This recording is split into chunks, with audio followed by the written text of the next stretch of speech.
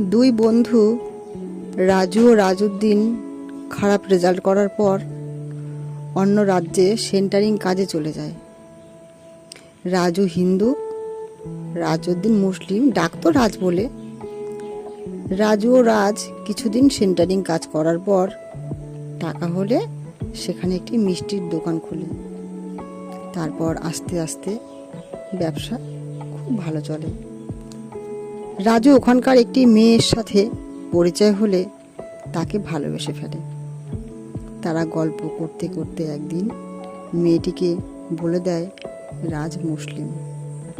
সেখানেই হয় বিপত্তি।